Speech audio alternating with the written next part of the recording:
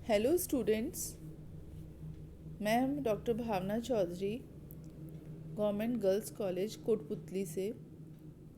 आज मैं आपके साथ में जो हेलोजन डेरिवेटिव्स ऑफ हाइड्रोकार्बन हैं, इसके अंतर्गत जो जो प्रिपरेशन आती हैं उसके बारे में मैं डिस्कस करूँगी। आप इससे पूर्व वाले वीडियो में जो मेथड ऑफ प्रिपरेशन है हेलोजन डेरिवेटिव्स की, उसमें सबसे फर्स्ट जो हेलोजिनेशन ऑफ एल्केन है उसके बारे में आप पढ़ चुके हैं, जो कि in the presence of sunlight होती है रिएक्शन, और चेन मैकेनिज़्म होती है, फ्री रेडिकल मैकेनिज़्म होती है, और इसमें बहुत तरह के फ्री रेडिकल बनते हैं, जिससे कि क्रमशः यदि मीथेन का क्लोरीनेशन करते हैं तो मीथाइल क्लोराइड, डाइक्लोरोमीथेन, क्लोरोफॉर्म और CCl4 सभी का निर्माण होता है। इसी में दूसरी रिएक्शन है एल्कीन के द्वारा। यदि एल्कीन पर HX का एडिशन कराया जाए तो यह दो प्रकार से संभव होता है।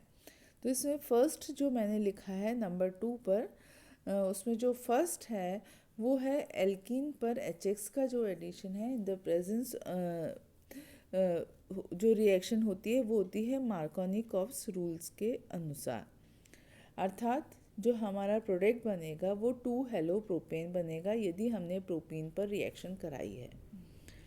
अब यदि in the presence of peroxide लें इसे, तो प्रोपीन पर रिएक्शन से हमें 1 ब्रोमो प्रोपेन प्राप्त होगा। तो आप समझ गए हैं कि जो पेरोक्साइड है उसके प्रेजेंस में एंटी मार्कोनिकॉव्स एडिशन होता है, और हाइड्रोजन उस एटम पर ऐड होता है जिस पर कि कम संख्या में हाइड्रोजन उपस्थित है। तो दोनों के प्रोडक्ट में कुछ अंतर है। तीसरा जो इम्पॉर्टेंट मेथड है जिसमें कि हम एल्काइल हैलाइड्स की उत्पत्ति कर सकते हैं वो है अल्कोहल से। जब अल्कोहल की रिएक्शन ड्राई जिंक क्लोराइड की उपस्थिति में कराई जाती है तो RX या एल्काइल हैलाइड का निर्माण होता है। जो अल्कोहल है वो 3 प्रकार के संभव हैं, जैसे कि टर्शरी, सेकेंडरी और प्राइमरी, जिसके बारे में आपको जानकारी है। तो उसमें जो उसमें जो सब्स्टिट्यूशन होगा वो अलग प्रकार से अलग होगा। उस 2 प्रकार की मैकेनिज़्म होती है। उसमें मैं लेट जो लूँगी स्लाइड उसमें बताऊँगी। तो सबसे पहले कि जो हेलोजिनेशन हो रहा है अल्कोहल का, वो यदि ये एडिशन जो है in the presence of concentrated HCl और जिंक क्लोराइड की उपस्थिति में हो रहा है, तो प्राइमरी अल्कोहल से हमें हेलो एल्केन्स प्राप्त होंगे। यदि यही रिएक्शन HBr की उपस्थिति में हो रहा है तो ब्रोमो प्राप्त होगा, और यदि HI की उपस्थिति में हो रहा है तो आइडो कंपाउंड प्राप्त होंगे। परंतु ये ध्यान रखने की बात है कि जब हम प्राइमरी अल्कोहल की बात करेंगे तो उसमें कंडीशन थोड़ी ड्रास्टिक चाहिए रहती है, इसलिए reaction in the presence of dry zinc chloride होती है, एनहाइड्रस जिंक क्लोराइड की उपस्थिति में होती है, और इस रिएक्शन को ग्रूव्स प्रोसेस कहा जाता है।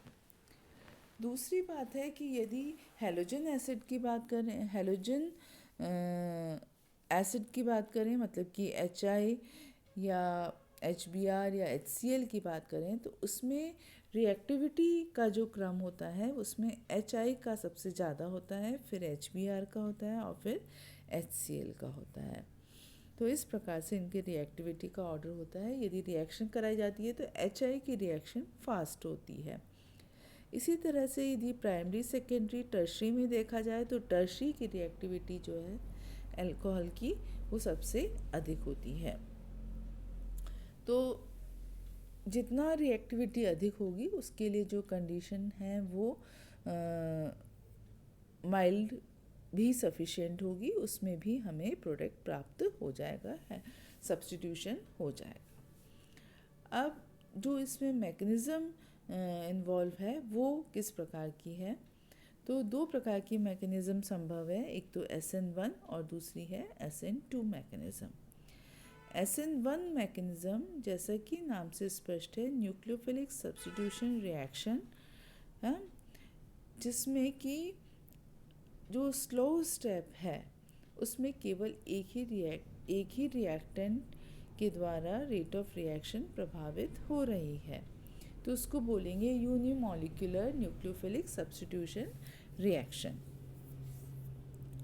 तो जो अधिकतर टर्शरी अल्कोहल होते हैं उनमें SN1 मैकेनिज़्म पाई जाती है, क्योंकि इस प्रोसेस में जो स्लो प्रोसेस है उसमें हमें कार्बोनियम आयन प्राप्त हो रहा है, जैसा कि आप इसमें देख रहे हैं R+ प्राप्त हो रहा है, और ये कार्बोनियम आयन टर्शरी के केस में इसकी सबसे ज़्यादा स्टेबिलिटी होती है और प्राइमरी की सबसे कम होती है। तो इस कारण से जो कार्बोनियम आयन की स्टेबिलिटी के कारण इसमें जो प्राइमरी अल्कोहल है, टर्शरी अल्कोहल है, जिससे कि हमें OH के रिप्लेसमेंट से हैलोजन डेरिवेटिव्स प्राप्त हो रहे हैं, वो SN1 मैकेनिज़्म से प्राप्त होंगे।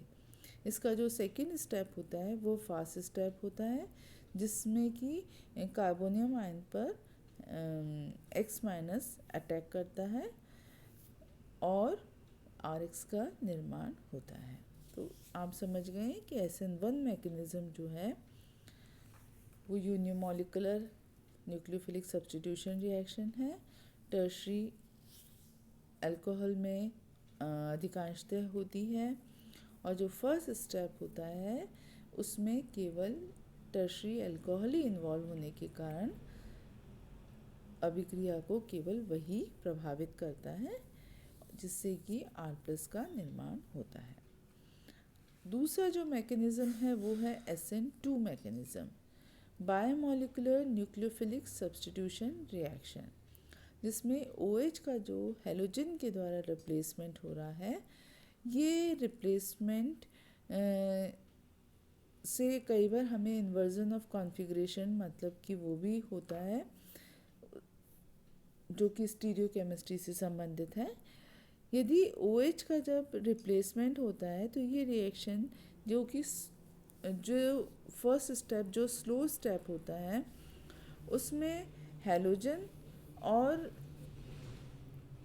क्लोराइड आयन या ब्रोमाइड आयन या जो भी आयन है जो अटैक कर रहा है, जो OH को रिप्लेस कर रहा है, तो इसमें OH का रिप्लेसमेंट और हैलोजन का जुड़ना दोनों साथ साथ चलते हैं। तो जैसे कि इस ब्रैकेट में दिखाया गया है कि R के साथ में X भी अटैच है और OH2 भी अटैच है, और दोनों के बीच में जो है डॉटेड लाइन दिखाई गई है, मतलब कि OH तो निकल रहा है और हैलोजन जो है वो जुड़ने का प्रोसेस चल रहा है। बॉन्ड फॉर्मेशन और बॉन्ड ब्रेकिंग दोनों साइमल्टेनियसली चल रही हैं, जिससे कि एल्काइल हैलाइड का निर्माण हो रहा है। तो ये रिएक्शन जो है, जो स्लो स्टेप है, उसमें दोनों ही पार्टिसिपेट कर रहे हैं, अल्कोहल भी पार्टिसिपेट कर रहा है और HX भी भाग ले रहा है। तो दोनों की सांद्रता के ऊपर अभिक्रिया का वेग निर्भर करता है। यही कारण है कि इसके हम बोलते हैं बायोमॉलिक्यूलर न्यूक्लियोफिलिक सब्स्टिट्यूशन रिएक्शन। और इससे जो नेक्स्ट स्टेप है फास्ट स्टेप, उससे एल्काइल हैलाइड प्राप्त होगा। तो इस प्रकार से ये दोनों मैकेनिज़्म संभव हैं। तो इसी चीज़ को यदि हम अन्य तरीके से लें, जो मैंने लास्ट में रिएक्शन लिखी है, जिसमें कि न्यू पेंटाइल अल्कोहल की रिएक्शन है, जिससे जो हमें कार्बोनियम आयन प्राप्त हो रहा है वो प्राइमरी कार्बोनियम आयन प्राप्त हो रहा है, और ये primary carbonium ion comparatively less stable है। तो ये जो रीअरेंजमेंट के प्रोसेस में के द्वारा टर्शरी कार्बोनियम आयन में कन्वर्ट हो जाएगा, और टर्शरी कार्बोनियम आयन के ऊपर हैलोजन अटैक करेगा और जो मेन प्रोडक्ट बनेगा वो टर्शरी ब्यूटाइल ब्रोमाइड प्राप्त होगा।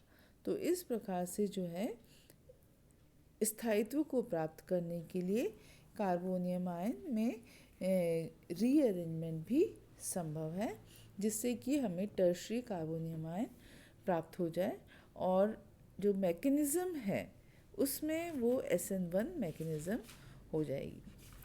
इसी तरह से रिएक्शन विद फास्फोरस हैलाइड, यदि PX3 के साथ में रिएक्शन होगी तो एल्काइल हैलाइड बनेगा, और यही रिएक्शन यदि P फास्फोरस प्लस ब्रोमाइड के साथ होती है तो ब्रोमो बनता है, और यदि फास्फोरस प्लस आयोडीन के साथ होती है तो इथाइल आयोडाइड प्राप्त होता है। नेक्स्ट है रिएक्शन विद थायनाइल क्लोराइड। थायनाइल क्लोराइड के साथ in the presence of pyridine reaction होती है और एल्काइल हैलाइड प्राप्त होता है। इसी प्रकार से कार्बोक्सिलिक एसिड के साथ जो रिएक्शन होती है वो बहुत इम्पॉर्टेंट है, और उस रिएक्शन को हुन्स-डीकर रिएक्शन भी कहा जाता है।